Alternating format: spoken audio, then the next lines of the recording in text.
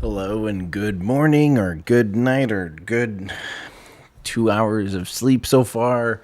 How is it going, guys? It's me, Tim Dodd, the Everyday Astronaut. We're going to play a game called How Much Stuff Can Tim Not Mess Up on literally 2 hours of sleep? Because tonight, Rocket Lab just had a launch 2 hours ago, 3 hours ago. Now it's time for another launch on the other side of the world. So in order to know everything we need to know and want to see and all these things, you can go to a little website called everydayastronaut.com. Click on pre-launch previews, and we're going to give you guys the rundown on everything you need to know about this particular mission. So here is tonight's mission, or this morning's mission. Really early morning for everyone on the East Coast too. So this is we're gonna start off with something really special because the crazy thing is we don't really have the right naming scheme for any of these Starlink missions yet, because they keep there's technically been a whole other Starlink launch before this. There's really been 9 operational-ish Starlink missions, but this is the 8th of the Starlink version 1.0. So this is taking off today at 5:21 Eastern or 9:21 UTC, or if you need a little countdown, boop, right above my head. In about 28 minutes, we're going to see Starlink launch for SpaceX. And the mission name is Starlink 8-ish. The 8th Starlink version 1.0 launch. Again, it's kind of like 9.1 because there's also another 2 Starlink satellites that launched like way early on. So yeah, but the crazy thing about this is a first though. This is not only a Starlink mission, but it's also other satellites. There's other satellites on this one. That has never happened before. So you might ask how. There's 60 satellites normally. So this time there's 58 Starlink satellites, and then there's kind of like a separate that top set of Starlink satellites would be.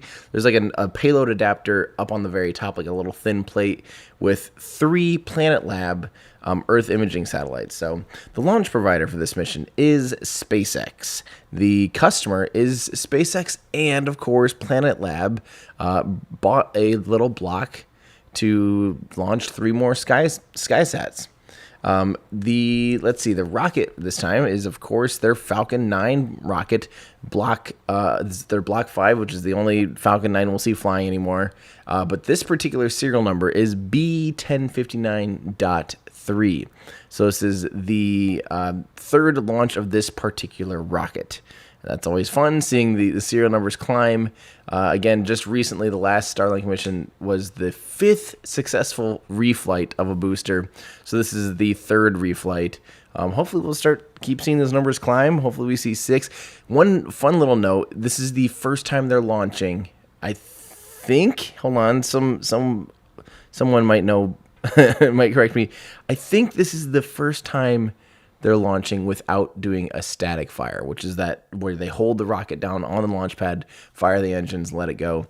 I'm pretty sure this is the first time they're ever committing to launch without doing a static fire on site.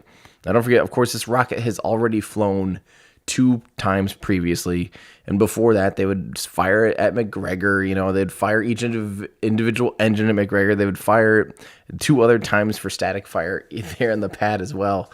But for this particular mission, it has not been refired, and they have not filled it back up or anything, just to test it out since it last flew. And I believe that is and I know people are probably like a little bit half freaking out about it. They're like, "Whoa, how do they know?" Well, don't forget, again, this is we'll talk about that in a second, but they've flown these rockets plenty of times to have a good, healthy understanding of how they hold up. But also, most rockets don't do a static fire. That's pretty unique to SpaceX. Rocket Lab does it. Like most other vehicles just didn't do it often. So, or they might do it like once or twice just at the beginning. Okay. Anyway, so the launch location is taking off from Slick 40 or Space Launch Complex 40 in Cape Canaveral Air Force Station. Will soon become, I guess I've been calling it Space Force Station ever since the rename, but I don't think it's really like truly been named Space Force station, but it will be soon. The payload mass this is crazy, 18,340 kilograms. So that's definitely pushing, that's about what the Falcon 9 can handle. That's about 41,000 pounds. And if you do the math there, it's 58 260 kilogram satellites plus 3 more at 120. So it's actually a little bit lighter than a normal just Starlink mission, but it's still it's just crazy that they can use a Falcon 9 for these missions and still recover the booster. Where are the satellites going? These all go into low Earth orbit, about a 550 kilometer orbit, an initial orbit of 210 by 366 kilometers. So how is the weather? It's currently about 70% go for launch. So I'm really hoping we didn't wake up in the middle of the night for nothing. So it's 70 cents, pretty good. Will they be attempt to recover the first stage? And that is yes. Where? These Starlink missions all land about 630 kilometers down range on their autonomous spaceport drone ship named, of course, I Still Love You, or Ocilius. Yeah, there you go. That's my ability to read and comprehend words at this point. Okay, will they be attempting to recover the fairings? And they will be attempting to recover both fairing halves again. Now, this is something they haven't been wildly successful with. They've really, what are they at? They've maybe only actually caught fairings, like 4 fairings or 3 before they hit the water. It's definitely not been like, it's not like once they started landing boosters, it's pretty much they nailed it and they figured it out and they just would catch all boosters from then on out pretty much. And it's really rare. The fairings haven't had that kind of luck yet. It's just a lot more complicated. But, if they can. Okay, so are these fairings new? And no, one fairing half actually flew for JCSat 18 and the other flew on Starlink version 1 launch 2, so that was last year sometime. Okay, this will be the 87th flight of the Falcon 9. We're really getting up there closer to 100. We'll probably definitely see 100 this year. The first SpaceX rideshare mission with Starlink, because there's obviously been other rideshare missions, but with Starlink. And also this is the first time it's actually a SpaceX rideshare and not something like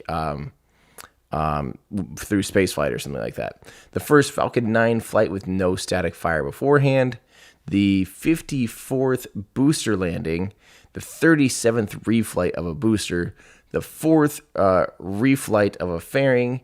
It actually says refight. I like that though. I'm glad it is I wish it was like more of a refight. The 10th mission for SpaceX this year already, which is crazy. Okay, so let's see. And then what is Starlink? So these are the Starlink satellites. And this is something unique here today. We'll see the Planet Labs, or the little satellites here. So you can see, like I said, they kind of took off the last layer of Starlink satellites. You can see the Starlink satellites on the very top. And then instead of there being one more set of satellites, because there's 2 stacks of 30 satellites for these Starlink missions. Instead, there's like a table on top, and that table is a little payload adapter and a little deployable thing, and it's really cool. We have never seen that before. There you go. And these are what the Planet Labs, the SkySats look like. And these are just little Earth observation satellites, like Google Maps and stuff like that.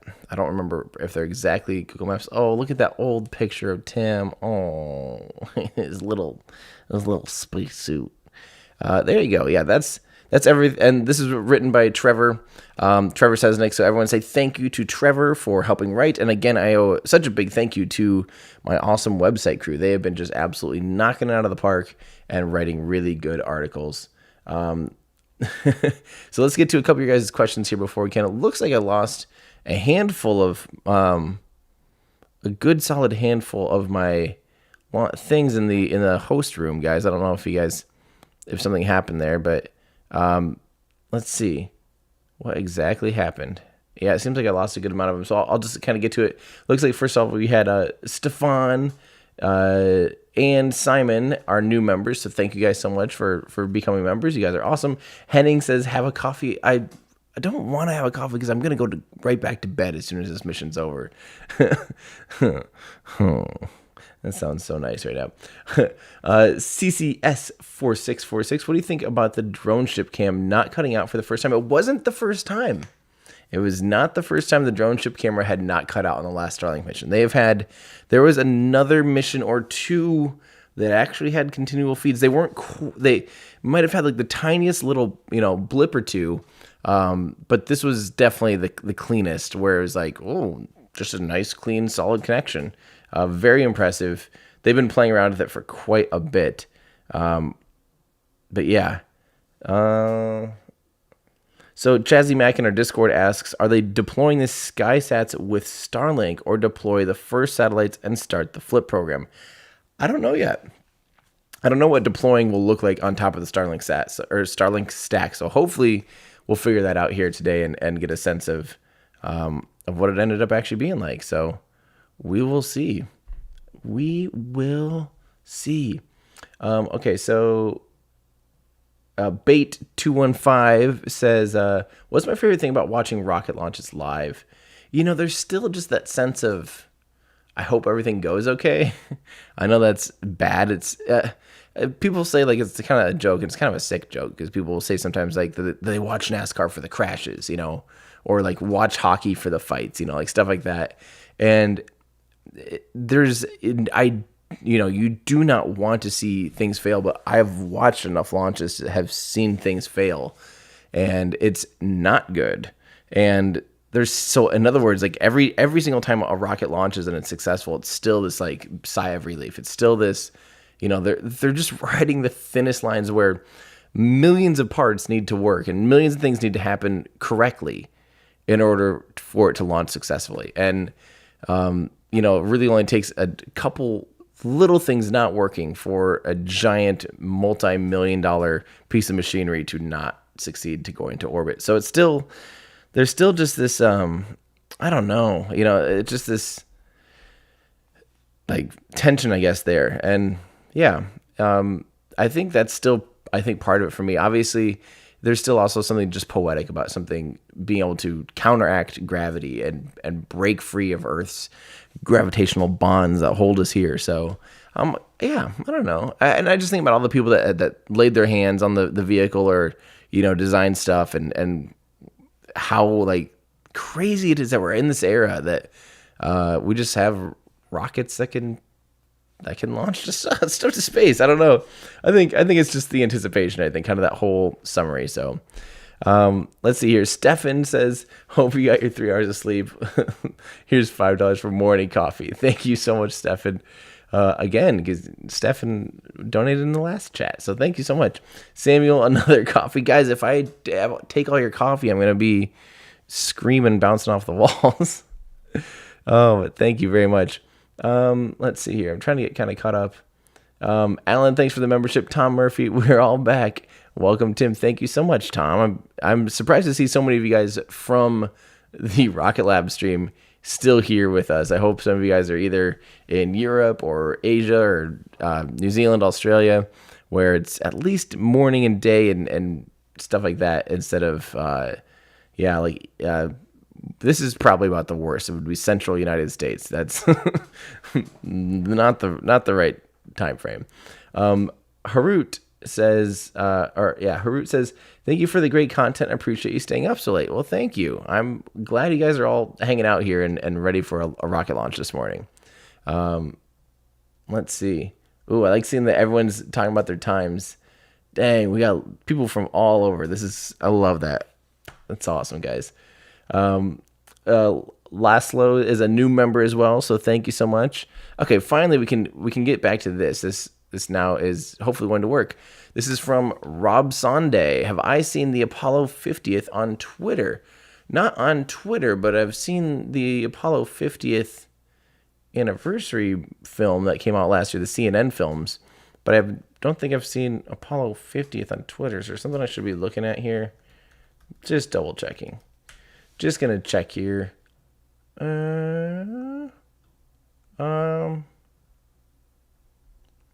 No, but I'll keep an eye on them though, in case they're about to do something super wild. Oh, it's retweeting of live missions. Those are awesome. Yeah, that's awesome. Okay, Andrew. This is from Andrew, a new memberships. Thank you very much. Let's see. Why? Okay. If only I had a video for this, Kenneth. Man, we could go to this website called YouTube, type in Rocket Lab Recovery, and watch this, guys. So, this is a video I made called How Rocket Lab Will Catch a Rocket with a Helicopter. And guess what? I literally answer all the questions about, why SpaceX doesn't use this for their fairings.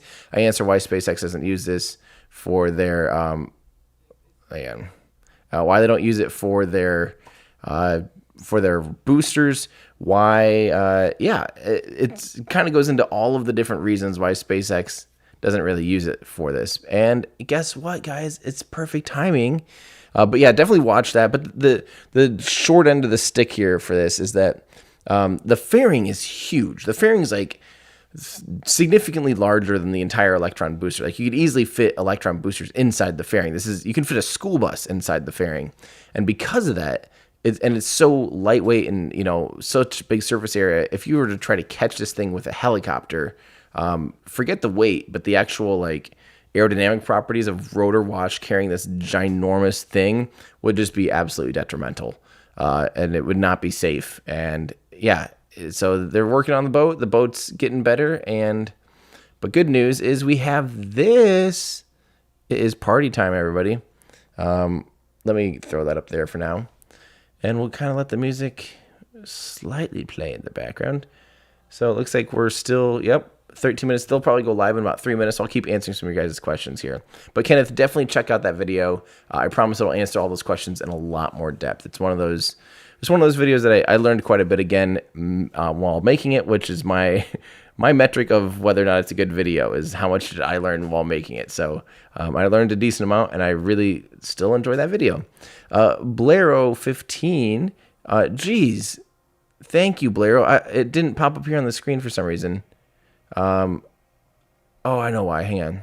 There we go. We'll do this for now. Thank you so much. Good day, mate. I've always loved rockets, but you have re-inspired my interest in space. The best channel on YouTube. Thank you. Regards from Blair Fraser. Everyone say thank you to Blair Fraser. That's really generous. Thank you so much. That was very, very, very nice. I again, this whole thing for me is just because I love this stuff, and I'm just so glad to see other people are getting so excited about this too, because it is addictive. I'll admit, it definitely it definitely kicks butt. So I'm really glad that other people are getting excited too. And let's see here. This is from Kingsley. I wonder how the Starlink works. So it's really okay. Right now, around I have this out here now. Around the Earth right now, there are satellites in geostationary orbit where their orbital period is 24 hours. So as the Earth spins, the satellites stay in their relative position. This means it's easy to be able to bounce information to them and then back somewhere else. As long as it's on the same side of the Earth, you just have to go pink, pink. As long as both parts of the Earth can see that satellite, you can easily relay them off. The problem is they're so far away that latency time is really slow. It starts to get close to a second or something. It's quite a long round trip there. And then also it's because those satellites, it's really expensive to get a big heavy satellite up there with all the infrastructure to be able to handle all the information. There's not a ton of throughput that they can do compared to dedicated landline. The idea with Starlink is basically you bring satellites in closer. The problem is when they're closer to the Earth, the visible period is 6 minutes.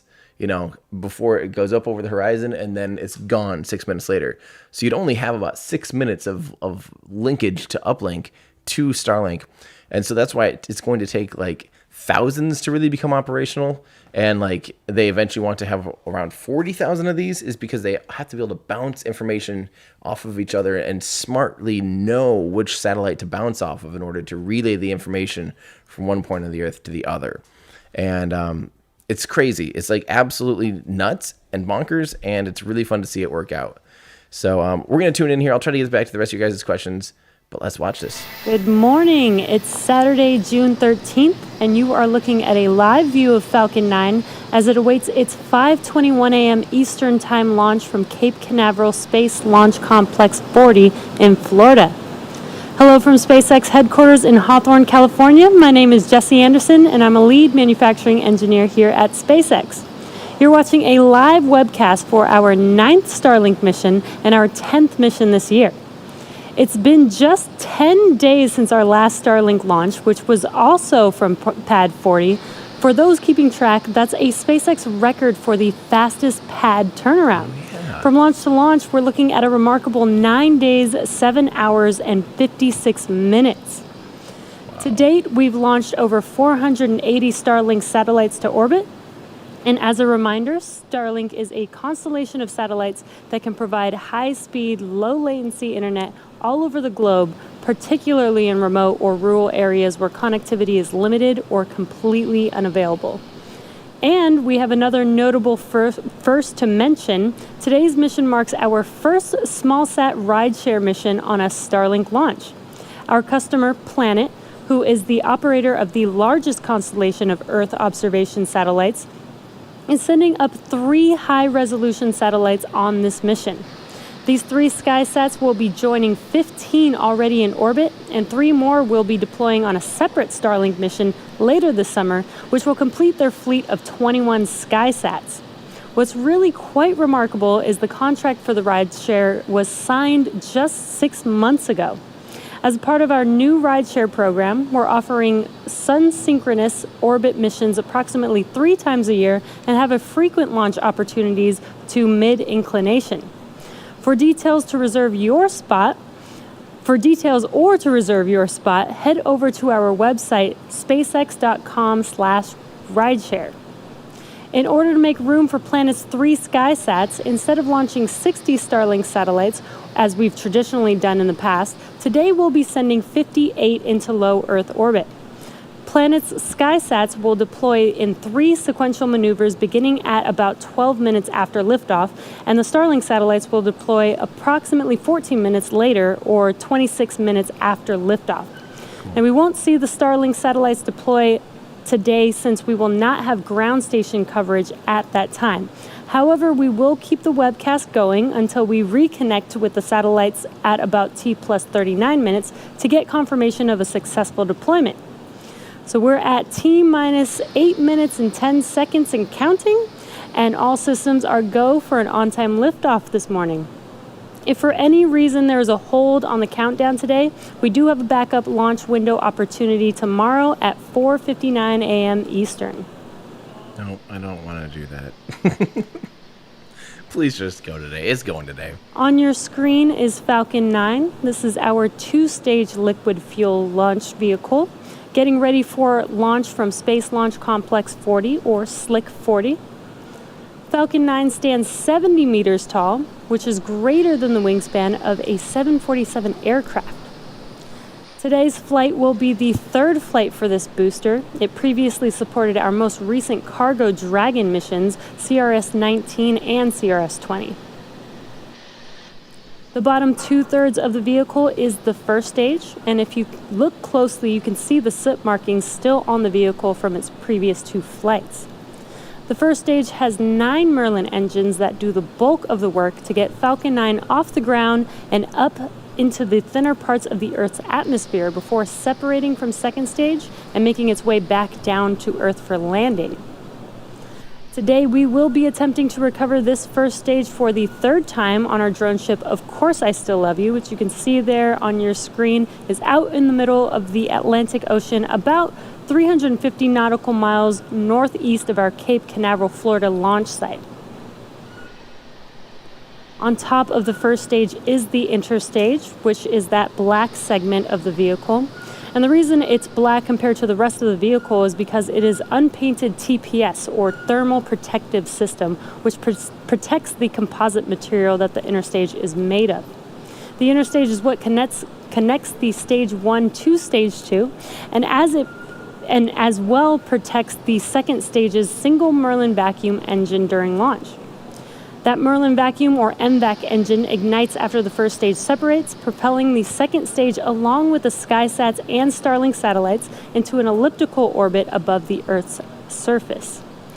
From there, the SkySat rideshare satellites will separate, and about 14 minutes later, the 58 SpaceX Starlink satellites will deploy.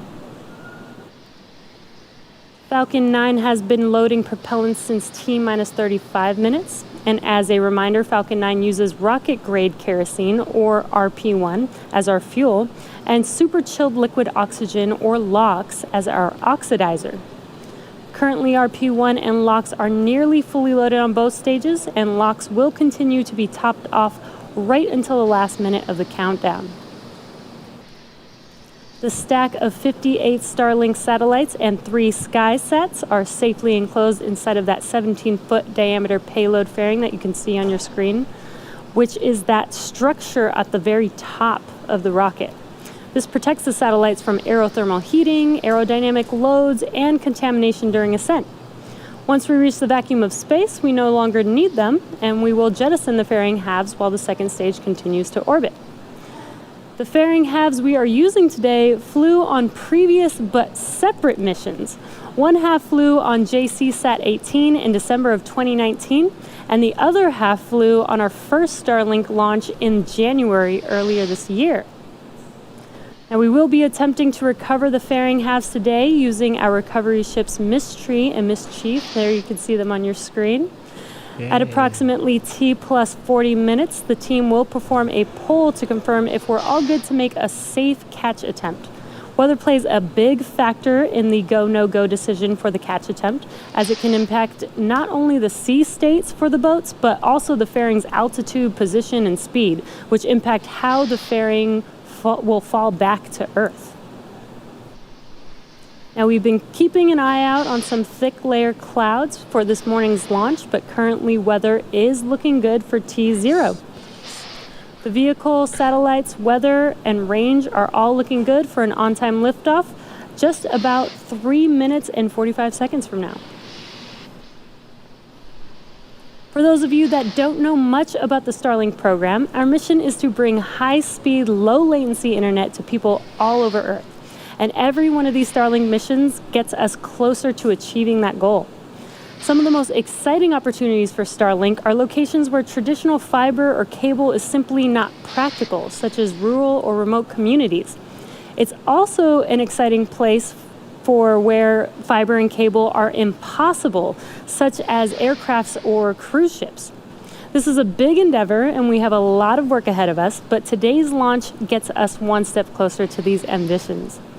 On our last Starlink mission just over a week ago, we captured some really cool footage of fairing deploy, which we wanted to share with you today. And there you can see on your screen the fairing deploy. You can see the second stage clearly with the Starlink satellites making their way to their targeted orbit. One of my favorite videos that I've seen so far. If you're interested in getting future news about Starlink, about our Starlink service, head over to starlink.com and sign up for updates. We're currently at T-minus 2.5 minutes from liftoff, and Falcon 9 is now moving into the final stages of the countdown. The first and second stages are both nearly fully loaded with 1 million pounds of kerosene fuel and liquid oxygen. Super chilled liquid oxygen, which, as I mentioned earlier, is our propellant oxidizer. And that's what's creating those white clouds around Falcon 9 that you see on your screen there, and that's when it gets exposed to the warmer ambient air. First stage finished prop loading at T-minus 3 minutes and second stage at T-minus 2 minutes. And coming up at T-minus 60 seconds, there will be a call out that Falcon 9 is in startup. This means that the rocket's autonomous internal flight computers have taken over the launch countdown. Then at about T-minus 2 seconds, the Merlin engines will light and liftoff will be commanded at T0. The Starlink payload continues to be healthy. The Falcon 9 team is tracking no issues on the rocket. Weather is still looking good, and the range is green for launch. Okay, as I mentioned, we are at T-minus 1 minute and about 15 seconds here. So at T-minus 1 minute, we will hear that call out for Falcon 9 being in startup. And feel from like- then on, the vehicle will basically autonomously make the decision if we will be launching today. Spooky. Let's listen here real quick for the go, no go. Falcon 9's in startup. And there's that confirmation that Falcon 9 is in startup. I feel like Next up at T minus 45 seconds. she's probably going to say the next step at T minus 45 minutes is the pointy end up, flaming end down. And there's that call up for go for launch. We do have a go for launch though from the launch director. So the other one though, yeah, is very important. Is the pointy end up and the flaming end down? And the official rocket orientation from me says yes. Our 30 seconds. Of our Starlink payload with our planet's SkySats. I should remind you guys, the rocket is not smoking. That is just literally, it's just really, really, really cold. The rocket or SpaceX chills it down to below minus 200 degrees Celsius. So the liquid oxygen. So it's really cold. So let's check this out here. 7, 6, 5, 4, 3, 2, 1, 0. Ignition. Liftoff of Falcon 9 and Starlink Ocho. Yes, I'm going to go to sleep. Not do this again tomorrow morning. This might be a gorgeous launch because it's launching into the sunrise, basically. So there's a chance that as it gets really high and starts to head east, the moon will be backlit, illuminated by the sun. You might get some gorgeous moon shots, so just stand by here.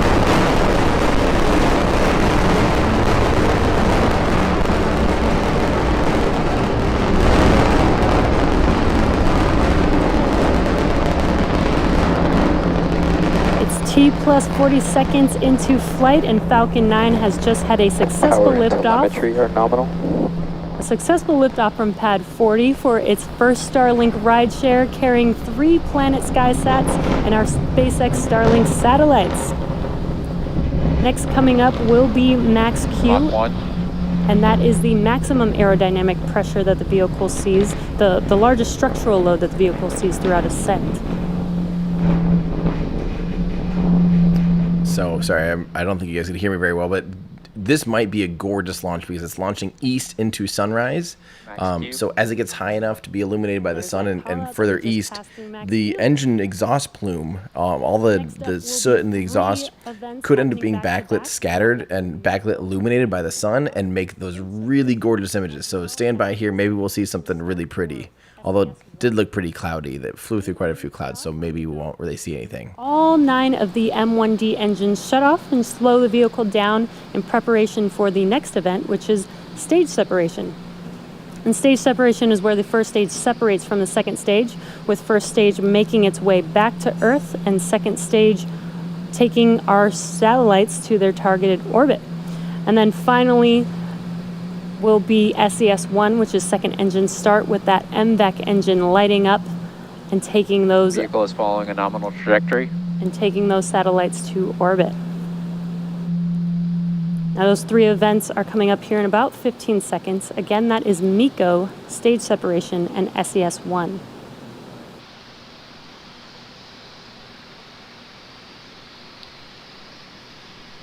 That particular telescope is pretty shaky this morning.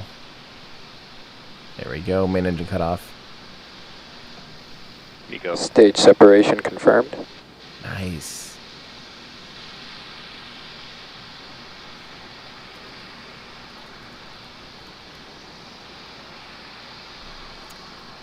And there, as you saw live on your screen, MECO, main engine cutoff, and stage separation. First stage being on your left screen. On your right screen is second stage with that MVAC engine glowing bright red there. On your left screen, you can see those grid fins deploying on the first stage. Those grid fins help. Fairing separation confirmed. Yes, all right. And we just had fairing separation. We had a successful deployment of those fairing halves.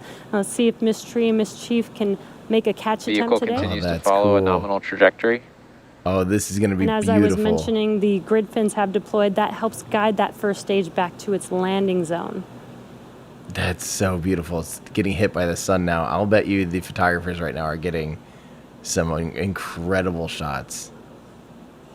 I'll bet you that's exactly what's happening. Oh, that's going to be awesome. Acquisition of signal, Bermuda. That's going to be so cool. So the reason you're seeing all of that extra stuff right now is because it's being illuminated by the sun on the left side. Stage And 2 is still looking good. We're getting a nice bright view of first stage on your left screen. The reason that some of that stuff is moving to one side instead of just going in all directions is because it's still getting pummeled by the second stage's exhaust. So it's kind of getting, but now that it's getting further and further away, it'll get less and less pummeled. But at the very beginning, anytime those RCS thrusters fired, anytime there's little bits of ice breaking off from the stage that's on the left side of your screen, you know, anytime you see something, it's getting hit by the exhaust of the second stage because it's flying away from it. And it's still, you can still see it. It goes off and it'll still get pushed away by the exhaust. And that's just really cool. I've never seen this is going to be stunning. Just mark my words. I'll bet you, yeah. Yeah, there might be some calls on the East Coast for UFOs and stuff on this launch. This will be really Nice cool. bright view. I believe that is the sun hitting that first stage on your left screen there. So really, really cool view of that. Yeah, definitely super cool. And on the right side, you'll notice the Second niobium stage is still looking good. That is on your right screen. So on the right hand, that is the upper stage engine over there on the right side. And what we're seeing, you kind of see that like snail thing on the very far right, and then it starts to, after that, it kind of keeps going out, and then it's kind of reddish. That is the niobium nozzle extension. So that is the nozzle extension that makes it a vacuum engine, and that's where they gain extra expansion ratio and make it more optimized for the vacuum of space. And it's glowing red hot because it's literally glowing red hot and is radiating heat away. Niobium is able to handle very, very high temperatures and still be fairly lightweight. So it's the perfect metal for this application. Back to our drone ship, of course, I still love you. With the entry burn coming up here in about 30 seconds or so.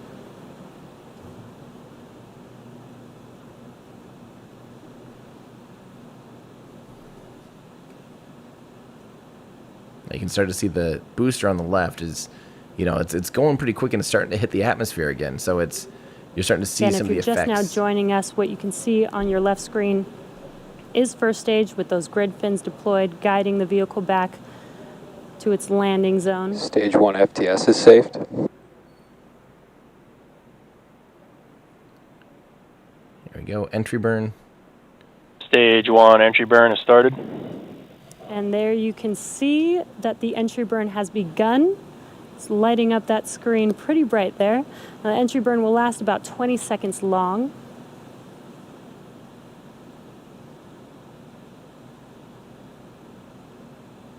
Now this is interesting because notice it flew back into the That shadow. completes the entry burn for first stage. That's so We have cool. a really cool view of Earth in the background of first stage. That is an awesome view. How cool is it that it went out? Stage 2 is still looking good. It was high We're enough. just about a minute away from that Also landing signal burn. first stage from the Cape expected. So how cool is it that it went up high enough to be able to be illuminated by the sun, and then it's falling back down to Earth, and now it's back in the shadow of the Earth again. Take that, flat earthers. I mean, honestly, that's like a really cool way to actually see it in real time here, that it was completely illuminated by the sun, and then it ducks down into the shadow. That is awesome. I've never seen a shot like that before. Okay, let's see About this baby 10 seconds land. after landing of the first stage will be SECO 1 on second stage. So we will have a couple events happening very close to each other. So we'll listen in and wait for those call outs. All right. That is going to be a gorgeous shot this morning. Stage 2 has entered terminal guidance. Stage 1 landing burn has started. And that landing burn has begun on the first stage. Again, this will last about 20 seconds long. Let's wait and watch to see if we can land this booster Stage for 2 a third FTS time. is saved. Stage 1 landing legs have deployed. No signal drop again. Wow. Wow, and we got a live awesome Yes. view And stage touchdown. 1 is landed. Landing operators proceed to 11.100 on recovery 1 and ECF 9. Wow. And there you heard that call out, and you can see on your left screen that stage 1 has landed on Of Course I Still Love You. That was gorgeous. We are waiting for Wow. stage 2 for SECO 1, which is second engine cutoff. What an awesome view of that first stage. Wow. Impressive. Nominal orbital insertion. All right, starting TX Prime RF1A we- on. We did confirm Acquisition signal SECO definite. Loss of and signal confirmed Cape good expected. orbit. That So is now that awesome. second stage is going to coast in this orbit for a few minutes. We're going to take a quick break and return back at T plus 11 minutes and 30 seconds for the deployment of Planet's 3 SkySats. That was honestly one of the most gorgeous launches. I again cannot wait to see what's going to end up coming out of the, what people could see with the different launch photographers and everything and all the different media. There's going to be some really pretty shots from that. And that landing, holy crap. We've got quite a few comments here to catch up on here. So sorry if I'm kind of late catching up on these, but Brian Wilson, I don't know if you know this, but there are 2 ships named Of Course I Still Love You. I had no idea. Let's light this candle. It's kind of confusing. I think one was named Of Course I Still Love You and then got renamed. There's multiple. Is that right? They're not 2 currently named Of Course I Still Love You, are there? Did I lose track of it all? I'm pretty sure, at least the way I understood it. There's always been Just Read the Instructions was actually the first one that we started seeing around 2014, 15. There's multiple autonomous spaceport drone ships, but I'm 99% sure there's not 2 Of Course I Still Love You. There's another, there's 2 more. There's Just Read the Instruction, Of Course I Still Love You, and then there's one more drone ship that's being worked on. So yeah, I don't remember. A Shortfall of Gravitas, is that what that new one's being called? So, and they've, what? Okay. Yeah, there's Just Read the Instructions, which kind of got, needed some massive repairs. Let's see here. This is from Harat says, thank you for the great content. I appreciate you staying up so late. Hey, no problem. Thanks for saying hi and hanging out with us this morning, Harut. I really appreciate that. Thank you. On-time liftoff of our Falcon 9 vehicle. A good stage separation with first stage making its way and touching down on Of Course I Still Love You, which is the 3rd landing for this booster. And second stage is still looking good. It is coasting and getting ready to deploy Planet's 3 SkySats. And as a reminder, today marks our first Starlink rideshare mission for our customer Planet. And it's worth mentioning that we may not actually see the deployment of these due to their placement on top of the Starlink stack where we don't have cameras positioned. So we may have to rely on confirmation over the nets. So you can see on your screen, this is the view of the Starlink satellites, and the 3 SkySats Also are sitting signal on Bermuda top expected. of them. And they're not spinning the stage currently. So that's interesting. I'll have to spin it up in order to deploy it, the Starlink satellites later. Should be hearing a call out for the first SkySat shortly. here. SkySat 1 separation confirmed. And Nice. there's that confirmation that that first SkySat has deployed. Now these 3 SkySats, There it is. oh, and it looks like we can actually see there's that first SkySat satellite. That's awesome. Pretty awesome view. We should hear a call out for the second one here shortly. They're deploying in about 30-second increments here. SkySat 2 separation confirmed. And there's the confirmation for the second SkySat. And since we saw the first one, I think we should be able to see that second one shortly here as well. There it is. And there you can see it. That's Very cool. cool views today. Now we just are waiting for that third and final SkySat here shortly. SkySat 3 separation confirmed. And there's confirmation of separation of that final SkySat. Dang. These 3 SkySats will be joining 15 already in orbit, and 3 more will be deploying on a separate Starlink mission later this summer, completing their fleet of 21 SkySats. That's awesome. Now, stage 2 is going to continue to coast in this orbit for a few more minutes. During this time, it will start to spin on its central axis, giving the Starlink satellites the momentum that they need to space themselves out over time after they deploy at T plus 26 minutes. And as I mentioned earlier, because we will not have ground station coverage at time of deployment, we will not have visual or audio confirmation of a successful deploy until we reach the next station at Diego Garcia about 25 minutes from now. So with that, we're going to take another break here and return back at T plus 38 minutes so that we can confirm live a successful deployment of our 58 Starlink satellites. So this is when I will be going ahead and pretty much answering all your guys' questions here. This is a good time to be able to catch up. So first off, a really quick thank you to all of you guys for watching this morning. We've got a lot of questions to answer, so stick around here. But I really wanted to give, of course, a huge shout out to my Patreon supporters, the people that help me do all of this stuff and that make this from just not a hobby, but a full-blown career now. So hello, everyone in Discord. How are you guys? And if you guys want to join our awesome community, get access to our awesome Discord channel, you can do that by going to patreon.com/everydayastronaut. And yeah, like I said, this wouldn't be a full-blown career without the support, the loving support of my Patreon members and you guys also. It's just absolutely wild that in 3 years this has gone from I don't know if this can be a job to like clearly this is my absolute dream job. So thank you guys so much. Again, if you want to help me do what I do, patreon.com/everydayastronaut. Okay, we've got some questions to answer.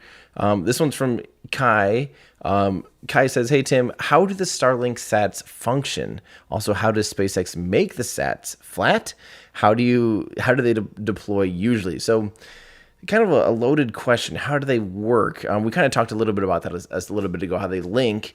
And they relay information between satellites to be able to make ground connections, different connections from point to point on the Earth, and then be able to do that literally pretty much anywhere on the Earth up to, 55 or 60 degrees basically. So, which is the vast, vast, vast majority of the population of the world. And someday they could even cover the poles if they wanted to or something. The how they, as far as, what was the rest of the question? SpaceX makes them flat. They just store a solar panel. They fold it up and store it as a solar panel. And then think of like a big dining room table. That's basically what these satellites are. They're pretty thick. I don't really know how thick. Maybe 30 centimeters or something, or about a foot deep or whatever, a foot thick. And then what they do is they stack them on top of each other. There's 2 rows of 30 satellites, or in this case, 2 rows of 29 satellites, because they took the top row off to be able to put that payload adapter. And then what they do is they start spinning the stage horizontally. So kind of like fun demo time, like this. So eventually we'll start to actually see the second stage here. It'll start to rotate horizontally. And what that does is, it's imparting momentum, centrifugal momentum, basically, it would be centrifuge. Too early to think about this, but anyway, then they release some pins that hold the entire stack together, and then they all end up just really slowly spreading out. And they even bump into each other a little bit. It's not a big deal. They're designed to do that. They're definitely designed a little bit beefier so that they can handle a little bit of ping, ping, ping, kind of in space. Not a big deal. And that is how they deploy. It's a very unique deployment. Never seen anything like it. It's very cool. Huge props to the SpaceX engineers that thought of all this stuff. And they make these satellites in, you can see all the SkySats. That's awesome. They make these satellites in Seattle. From Tom Murphy, we are all back. I am honestly shocked that so many people are tuned back in. So thank you, Tom. You're awesome. Let's see, from from Samuel, another coffee.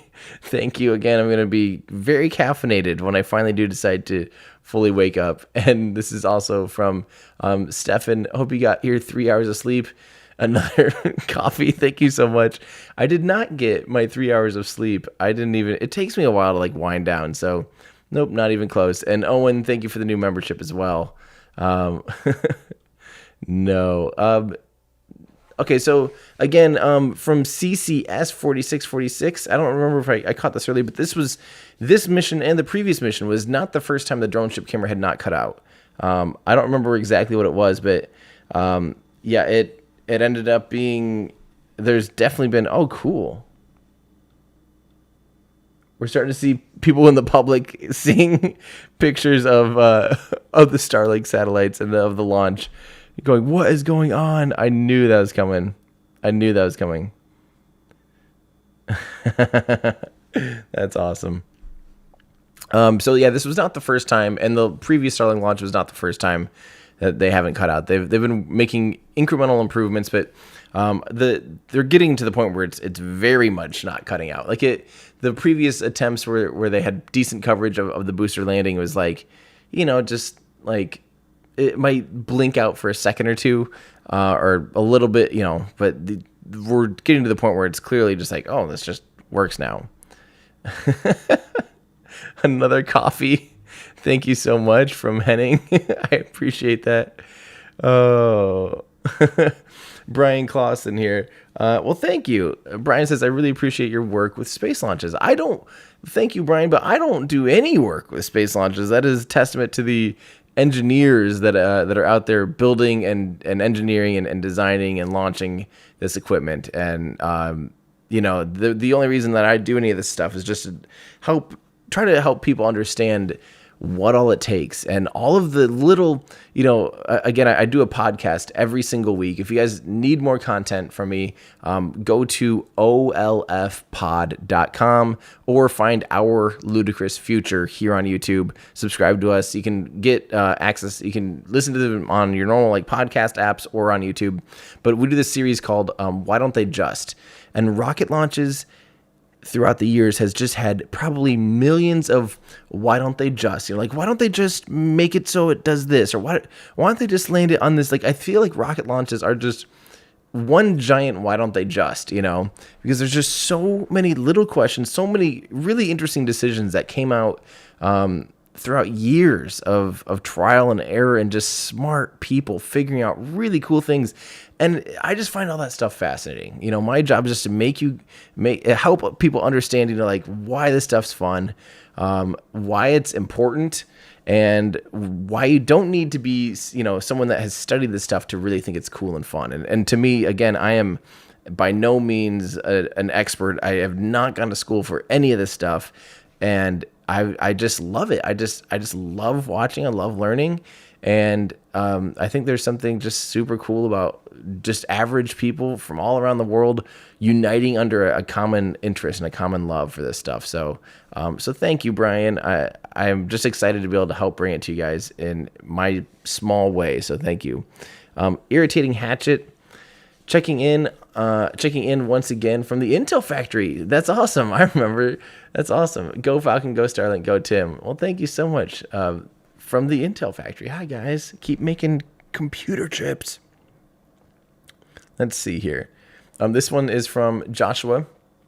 It's amazing that there are 480 Starlink sats on station, soon to be 538 in about 10 more minutes or whatever. And then there's only 3,880 left to go for phase one. Really, I don't think there's ever a hard phase one. I think they'll just keep going, and it just keeps improving. The network just keeps improving the more and more Starlink satellites there are. So it's pretty well operational already. Whoa, Eric Kuhn oh my word.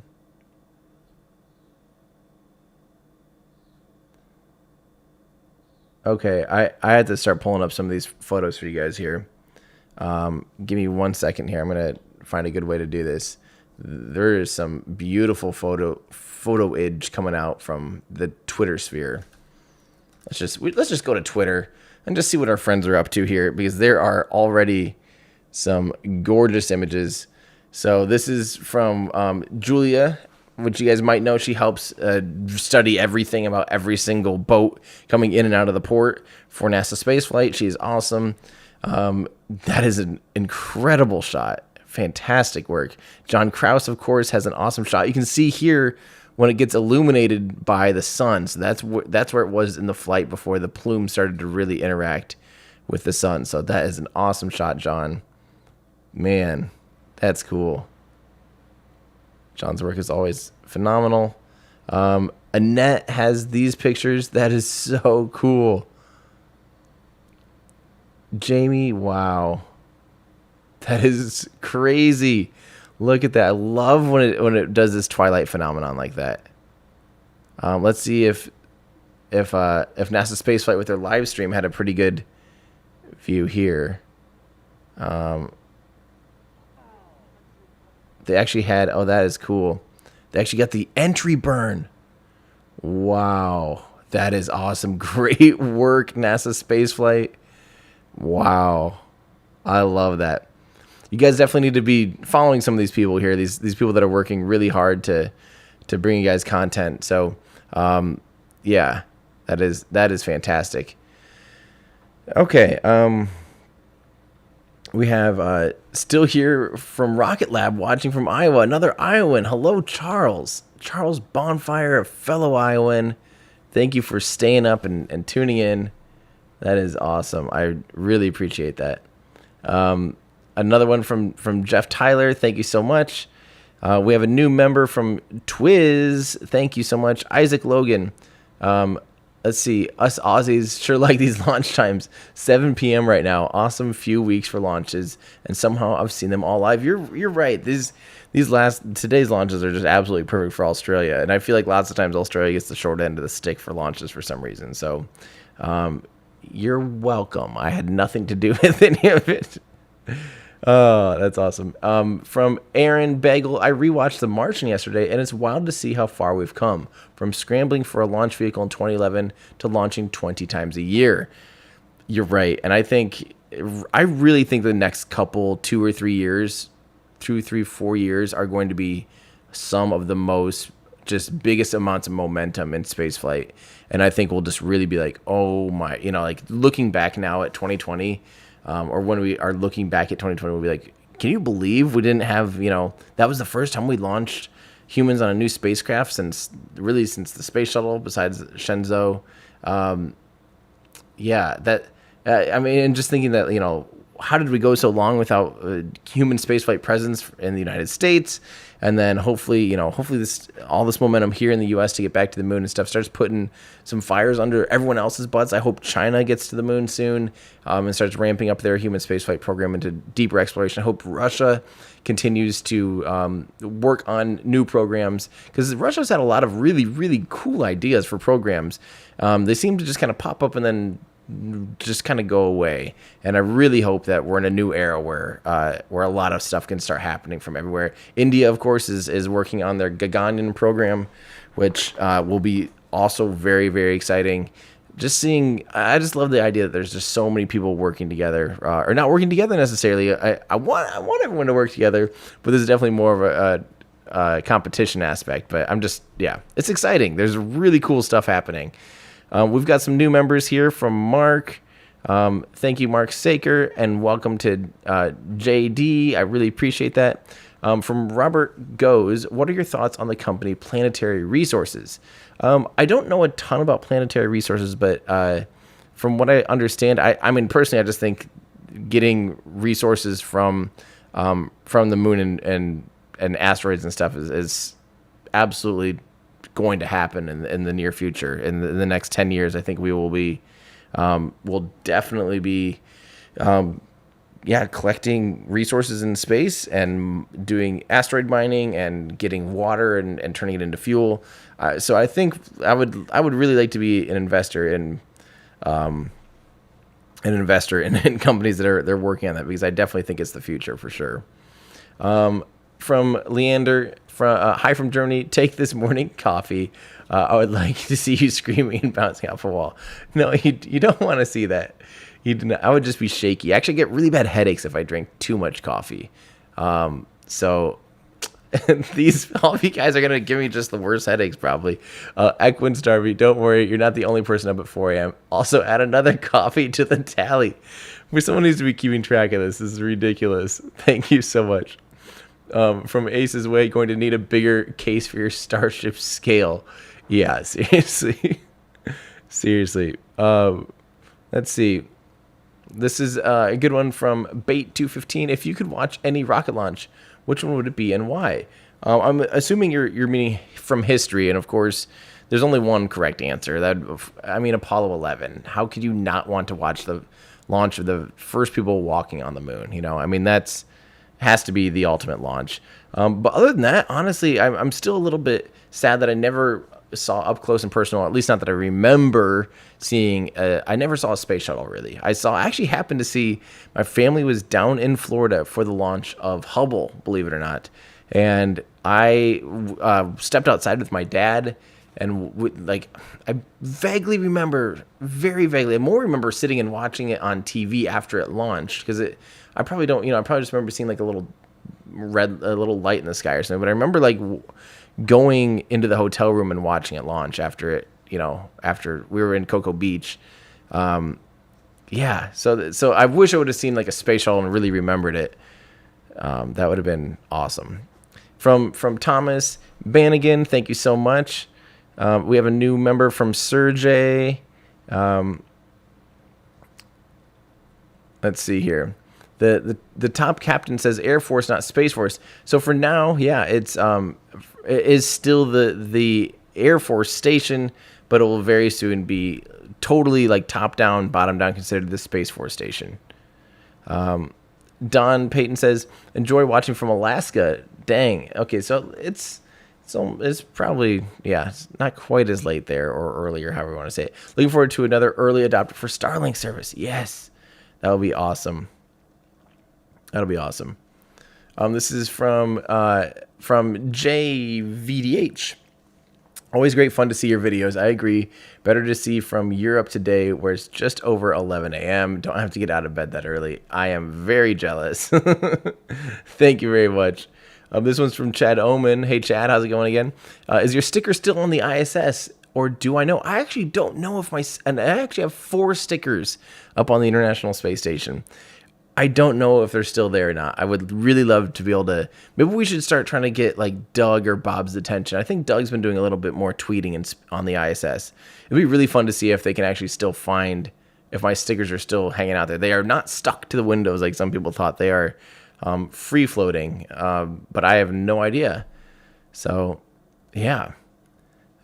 Thank you for the good question, Chad. Let's take it to Twitter, and I'll ask that tomorrow at some point. This one's from David.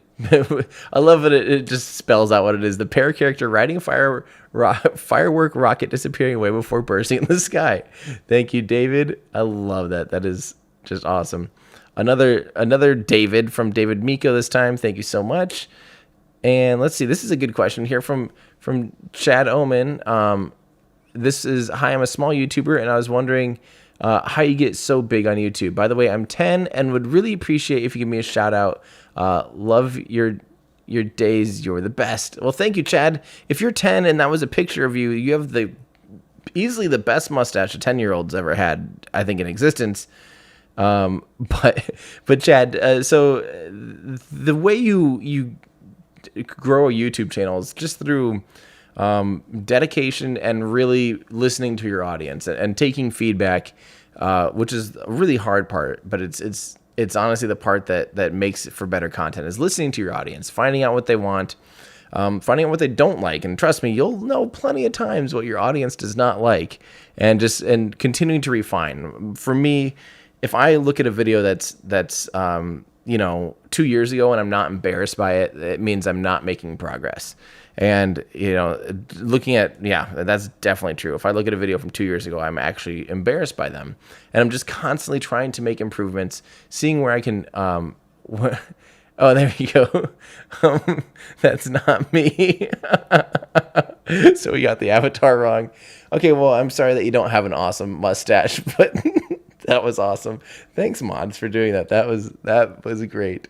But yeah, so Gameco, man, honestly, just keep your head in there and do some listening and just make constant improvements, and don't just be settled and happy with the things as they are. You can always make little tweaks to the system to make it better and make it more enjoyable. And again, just listening to the feedback of your audience, even things that are like, people will be insulting and they'll be mean and they'll say rude things. And even though it's really hard to read those comments, at the same time, there's always some little nugget of truth. You know, I used to have so many people say, like, why are you wearing that stupid spacesuit? You look like an idiot in your pajamas and stuff. Like, I had that comment constantly. And it took me, eventually, I was just like, yeah, you know, maybe I'm probably losing more people that wouldn't be subscribing because they click on a video and they see a guy randomly in a spacesuit in you know, in a bedroom, versus how many people would watch a video and be like, I'm not gonna watch this because this guy isn't wearing a spacesuit. Like, the crossover is like zero. Like, I guarantee way more people would click and then click off because there's a guy in a spacesuit versus the opposite. And it just took me, you know, finally realizing that was the matter of fact, that was the truth, and then I had to learn from there. So best of luck, Gameco. This is from David. Tim, can you ask Jim Bridenstine if you can interview Bob and Doug live from the ISS? Remember to ask if your sticker is still there. David, that's a great question. I should actually probably do that. I don't know how that happens, but I would love to talk to them while they're on. I've never talked to anyone while they're on the International Space Station. That'd be super cool. Hey guys, I really appreciate all your super chats, but as soon as I'm basically going to tune out here, as soon as this is done, so I'm going to get through these as quick as I can. So yeah, in other words, please stop. I need to go to bed so bad. From Michael McLean, Hype Check, thank you so much. Night Fox, how's it going? Once again, thanks for a wonderful coverage. Here's to another successful SpaceX launch and hopefully landing. They nailed it. That's awesome. Joshua, it's glowing red hot because it's red hot. Big brain. Thanks, Joshua. I appreciate that. From Chris, take that, Flat Earthers. I probably shouldn't have said that. I just fed the trolls, I'm sure, but thank you. Tiger Taylor, can you make a video of the procedures of the first stage from touchdown until drone ship is ready to tow away? You know, that's a really good question. I would love to do something with SpaceX on that. Like, go out, see how they actually handle it. I'd probably get seasick and puke a bunch or something, or get good footage from them or something, but that would be super cool. That would definitely be very, very cool. Thank you, though. From Stefan, thank you so much. Oh, and Tiger, just to answer your question more, though, I would really need good footage of that stuff. So we don't have any footage of that, and it's actually really tricky because when people are working on rockets, video of them working on the rocket is very hard to do under ITAR restrictions. So that might be a pretty big ask, but we will see. Why does the tinfoil suddenly inflate after MECO? So inside that the foil there, that is like a thermal protective foil. There's just a lot of things going on. There's vents all around there. It's not necessarily inflating, but there's likely some kind of pressure drop or pressure change, or, you know, thrusters or something that interact with it. So it's not that it's not inflating. It's just literally loose foil. And actually, you know what it's probably doing? If you see it like expand out, it's probably because it's under 3 G's of acceleration and it's all being pulled down, and then all of a sudden it's not being pulled down. So it just floats up like that. That's probably what's happening if it's right at MECO, or right after MECO. That's what you would be seeing. Good question. Luke, I don't get the big deal with orbit. You go up, speed up, then fling yourself back to Earth, but you miss. It seems easy. Just kidding. Keep it up, man. Get some rest. Well, thank you so much, Luke. Orbit is nuts. It's absolutely wild that we can be this precise with it. All right, we're getting back to the launch here. Let's listen in. Saw the successful deployment of the 3 SkySat satellites, which were ride-sharing with Starlink. At T plus 26 minutes, our 58 Starlink satellites were set to deploy. Since we did not have ground station coverage at that time, we are currently waiting to connect with the next ground station, Diego Garcia, at T plus 39 minutes, so in about 30 seconds here, and get confirmation of a successful deployment. So So we're just under 30 seconds away from connecting to that next ground station, and we'll be waiting for our teams to confirm deployment after we connect.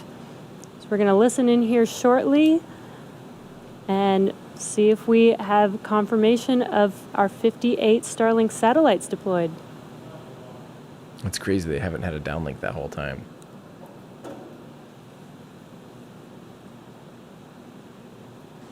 Acquisition of signal, Diego Garcia.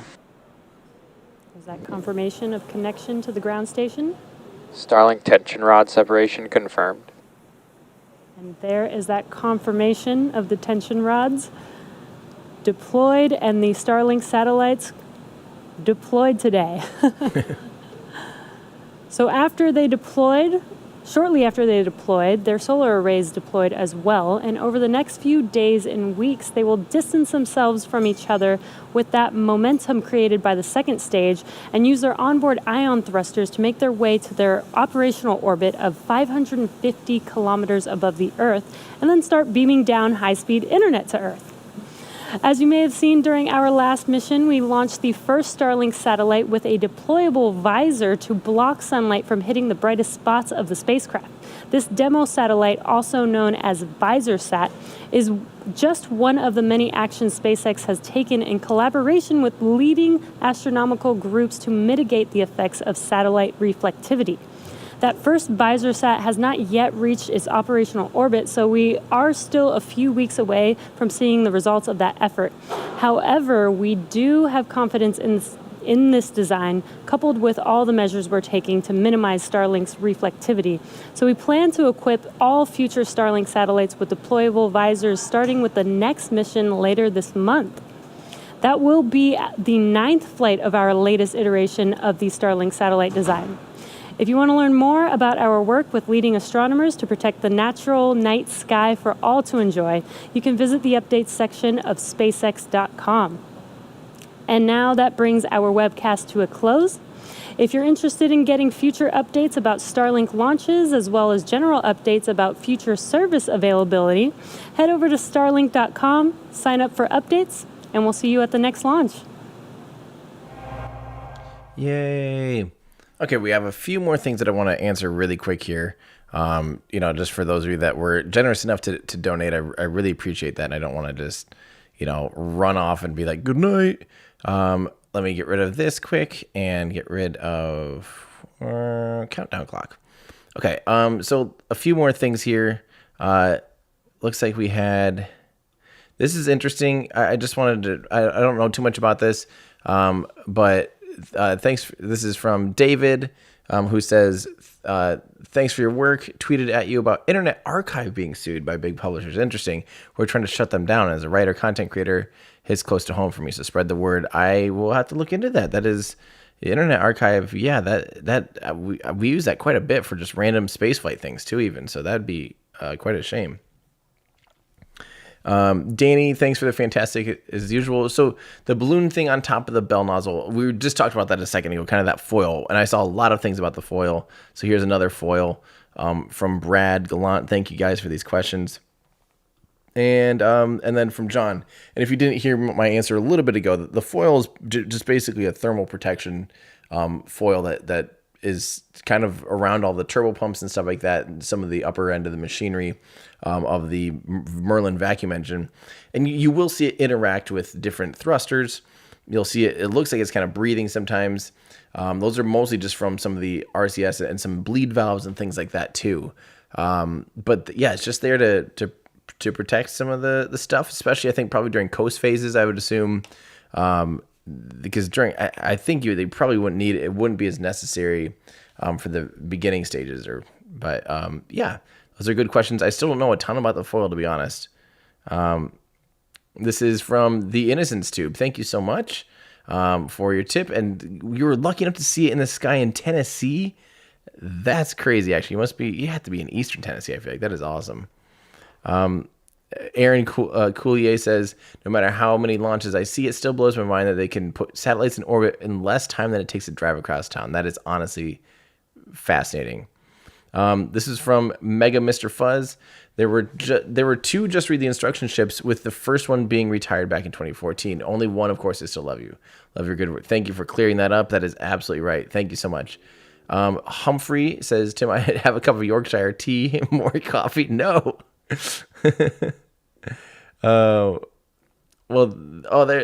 Thank you, Brian. I meant thank you for your videography of the space launches. Well, thank you. That really means a lot. And thanks again, Brian. This is from Milan Miller. What is my favorite rocket of all time? I mean, I just a second ago answered, that I think Apollo 11 and the Saturn V would definitely have to be my favorite. If I were to go back and watch a mission, obviously, I don't think there's another correct answer in the world. I think that is the answer for that. But to be honest, I think right now my favorite rocket, definitely currently flying, has to be Falcon Heavy. I mean, 2 boosters landing back on land is just the coolest thing you can ever see. So I definitely have to say Falcon Heavy is my favorite rocket right now, just because it is cool and it's the most powerful operational rocket flying right now. So definitely, I think that's right now though. There's going to be a lot more cool stuff coming on very soon, so I'm excited for the future. This is from Chao de Lima Boamorte, and this is, hi, Tim. You have turned me into a space technology addict. You have a huge Brazilian fam from Rio. That's awesome. Thank you, Chao. I really appreciate that. Travis, I live waterfront behind the VAB and pad. Come watch. Oh, that is awesome. So you must be along the river there. That is super cool. When I go down to launches, I tend to get press credentials, and it's really hard to say no to being 3 miles away from a rocket launcher, 5 kilometers away. But that does sound pretty tempting. Sometimes it's nice to not to go in and worry about it. This is from Milan again. You're an Iowan space nerd too. That's awesome. I feel like there's a surprising amount of Iowans, especially for this late at night. That is awesome. This is from Reflexit. Hello, Dad. Thank you. Didn't know I had a kid. From Subho says, thanks for keeping my childhood fantasy alive. Yeah, that's not me. That is the space flight. That is the space flight industry kicking some serious butt, making us all excited for the future. This is from Plumus48. Tim, I used to be really unsure about my future, but thanks to you, SpaceX and Rocket Lab, I am currently in a career path into the private aerospace industry. Thanks for all that you do. That is super cool. Plumbus, first off, great name. Obviously a Rick and Morty fan here, so that is a great name. But also, more importantly, that is awesome that you are working your butt off to work in the aerospace industry. Do great things and help us get further and further into space and explore more and more. I really appreciate that. And on behalf of everyone here listening and watching, kick butt for us, because we're going to need you guys. We're definitely going to need you guys. Bailey, watching from the British countryside. Love this. That is awesome. I need to make it over I just absolutely have to make it over to England sometime. I can't believe I've only been in the airport. That is not visiting a country. Aquanaut, when are you going to write a book, Tim?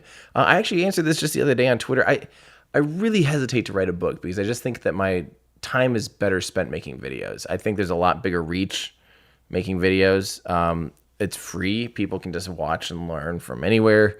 I think that's important. But at the same time, someday I'd maybe consider writing some kind of just beginner's guide to rockets or something, something like that just is basically a summary of a lot of the videos that I've made, like the Aerospike engine, the Raptor engine, putting some of those things into a book, like about the cycle types and stuff like that would be pretty fun.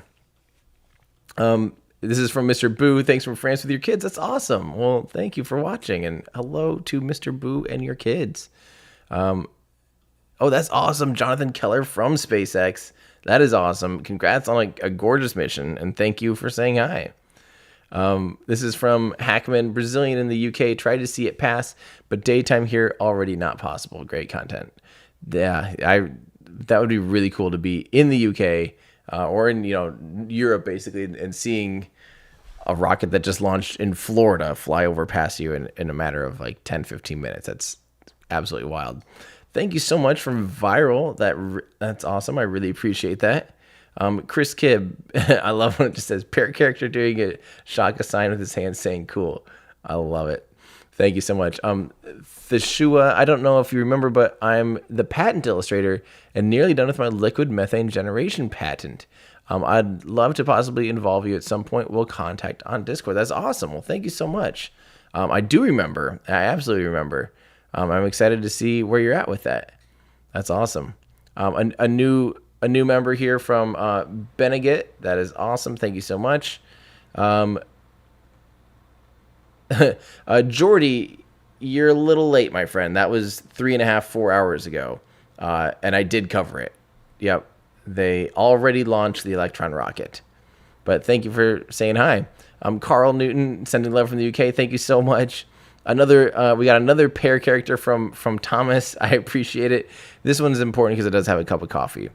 We have a new member from Tuxedo 110. Another new member from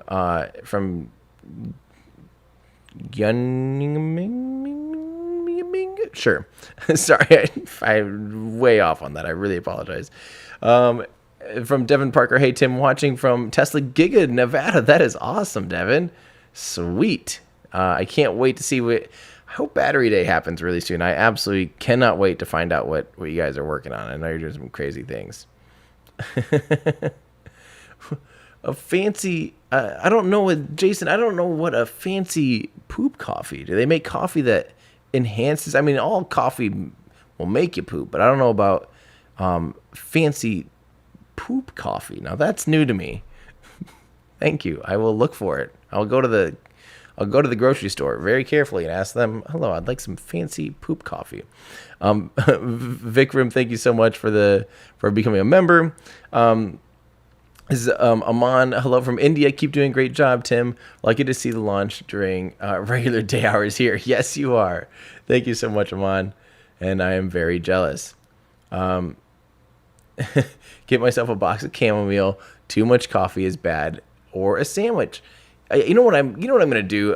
Nico demo is I'm gonna go back to sleep. All these people wanting me to drink coffee, guys. Why would I drink coffee before going to sleep again? I'm gonna be sleeping until noon, I'll bet. Thank you, Android Legs. This is Stefan, for coffee. Not for now, but in the future. 1,000-ish live feeds that you will be doing soonish. Hope SpaceX and others ramp up their launch cadences so that you're up every other night. No! Also, hope to catch your live streams from Mars soon, too. Thank you so much, Stefan. I really, really appreciate it. You've been extremely generous. Thank you so much. That's very unnecessary. Thank you. Hello from Asia. Thank you for saying hi. I really appreciate that. Let's see. Hey, Tim, I heard the FTS is safe to call out, but it came before the entry burn. What's up with that? Keeping awesome. Thanks, James. That's a good question. So the FTS is, of course, the flight termination system. And at that point, the booster, no matter what happens, it can't go beyond like a certain area, right? Like even if, let's pretend that the booster decided during the entry burn to turn completely sideways somehow and try to, go sideways. Even if it burned to completion, its radius of where it could physically make it to is still well within a defined area. Like it can't from that point fly back to, Florida and hit somebody or fly and go outside of the exclusion zone. So at that point, once it's, predestined because of, orbital, or not even orbital mechanics, but just whatever it's called when you let go of something, its flight path. I can't think of what it's called. But because of that, the parabolic arc, what is the word I'm looking for? Ballistics. Thank you, Andrew. Because it was ballistic trajectory. As it gets closer to the Earth at some point, like it's just going to end up where it's going, right? There's nothing that the rocket or external forces could do to have it leave its exclusion zone. So therefore, they can turn off flight termination system because it's not going to hit, anyone. Good question. Johan, enough coffee, get a beer from Norway. Love your long videos, but don't get burnt out. Stay strong, stay awesome. Thank you, Johan. I'm taking a little bit of a break here because it's tax season. We got our taxes moved back to, July 15th in the United States here. So, so I'm doing taxes, which is always an absolute pain in the butt.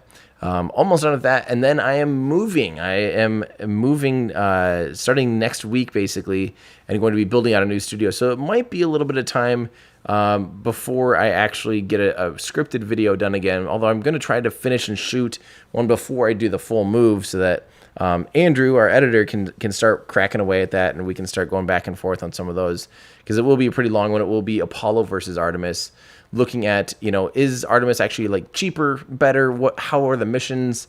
How do you get out there? What are the orbital mechanics like? What are the costs of all this stuff? Looking at SLS and looking at some of the lunar landers. So it's going to be a really, really interesting video. Kind of part 2 of the SLS video. And then part 3 will be, can we do Artemis without SLS? Tuxedo Greens from Germany. Well, hello and thank you. Thanks for saying hi. Soon it will be time for me to go Guten Nacht. From Space and Out. Hey, Tim, just got a beautiful show from upstate South Carolina. Just tagged you in a photo on Twitter. That is awesome. Hopefully I'll be able to catch that. Thank you very much, Space and Out. I thought it said Conor McGregor, but it's Conor McGovern. It's cloudy in Ireland at the moment. Saw nothing. Dang it. I'm sorry. That's a bummer. Let's see here. We have a few more. I'm trying to get through all these. Oh, guys, I don't think I'm going to be able to keep up with these. I'm really sorry. I'll look for some bigger ones, but I really have to go to bed soon. I'm just going to put a few up here on screen while I'm trying to wrap up here, because I absolutely have to get to bed soon. I am like losing it. So from Mark, I'm just going to say a quick thank you to Mark, from Leo, from Crafty Gamer, from Devin Parker for the new membership, and also Jesse Jet for a new membership. Evid something. We still be able to cover missions at launch 420. I don't know, honestly. Let's see. I don't know if how much longer I'll be able to cover all these missions, because it's definitely going to be harder and harder and harder if they're ramping up like this. I talk about the smoke before every launch before this one, because Jesse was talking the entire time. I didn't get a chance to talk about the smoke, but I normally talk about that every mission.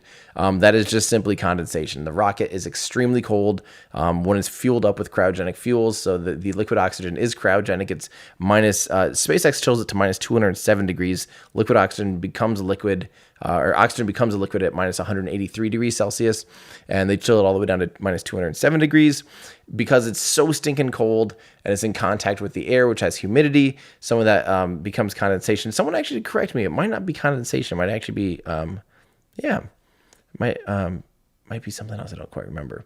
But yeah, that's what the smoke is. It's just the same thing as like your freezer opening on a humid day and you see little clouds just like that. Same thing. Let's see. Would Starlink's internet service help your on-location live streaming? Absolutely. Have you seen any details about the Starlink offering? Not yet. I am in the beta program, but I haven't heard anything about it yet. But yes, eventually as it fills in more, Florida will be covered, and that will help my live streaming solutions so much. So stinking much. David slept in too long. Sorry about that, David. Thanks for saying hi. Thanks to Lee, also from another Iowan. Thank you so much. That is awesome. Check out Space Spies on Facebook from Joe. French Kids, another awesome. I really appreciate that. That is awesome. Why don't they just put a Starlink antenna on the rocket? So we've talked about this actually, but the landing sequence, I think eventually they will have Starlink antennas on the rockets to be able to, relay more data, more high fidelity internet and things like that. But the landing still, eventually, if they do have a Starlink satellite on the booster, they could get some different feeds. But otherwise, the downlink still shakes, and can be plasma interference, so it won't necessarily help the downlink on landing. I don't really know too much about that game, but thank you.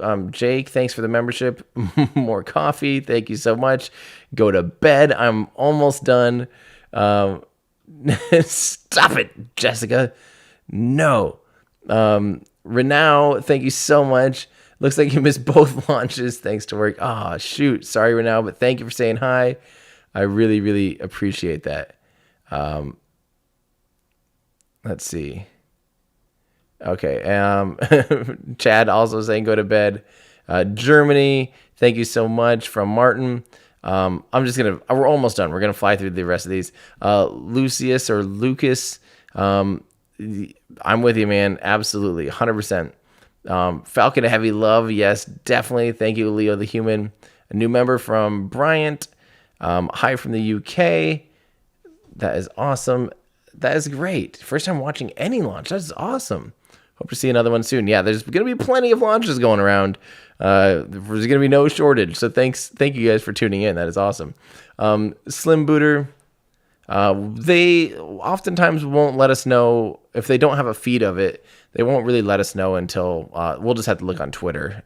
Twitter will kind of either SpaceX will update us if they caught them, or when they come back into port empty-handed. That's the other way to know, unfortunately. Thank you so much for the membership, Marios. Caffeine poisoning. Thanks, Night Fox. I really appreciate it. Let's see here. All right, and then Tom. Tom identifies it as a cheeseburger. Do you think light speed travel will ever be possible? Speculate on how long it could be. Tom, honestly, I'm not very good at that type of stuff, like astrophysics and stuff. But I don't think we'd ever do it anything like the conventional way. I think like wormholes would be the way that we kind of get around, or something like that, where we have an exploit in physics of how we understand it. But to accelerate any kind of mass anywhere near the speed of light just requires literally infinitely more and more energy, to the point where if you're traveling at the speed of light with any mass, it requires literally infinite energy. So that won't ever happen. But potentially, I could see in the next 100 years we understand our universe better, and we understand, we might unlock some new truths about physics and stuff like that, and be able to be like, oh yeah, we can just open up a thing and pop over to a different galaxy. Who knows? I'm really excited to see where it all goes. Thank you so much from Sullivan. I have no idea. Thank you. Flo. Yay. This isn't Flo from our Discord. This is a different Flo from Austria. Hope I come over again for another meetup. Flo, you'll have to meet other Flo. There's two Flows. Florian helps us with a lot of stuff in our Discord channel and on our website. But there's another Flo from Austria, and you guys now need to be friends.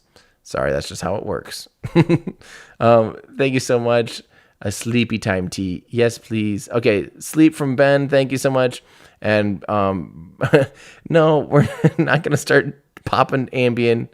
Thank you so much from House Studios.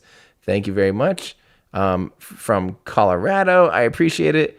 I'm free to sleep. And now I'm going to sleep. I finally made it. I did it, guys. Thank you guys for watching. Thanks for hanging out. Again, if you want to see more of me and help me continue to do what I do, go to patreon.com/everydayastronaut, where you're going to get more stuff in your life. If you need more stuff, you need more rockets, need a community to hang out with, and just generally just a good time, patreon.com/everydayastronaut. All right, guys, I need to go to bed. I am already asleep. Thanks for tuning in, hanging out. I really appreciate everything. So, all right, we'll catch you guys later. That's going to do it for me. I'm Tim Dodd, the Everyday Astronaut, bringing space down to Earth for everyday people. Bye, everybody.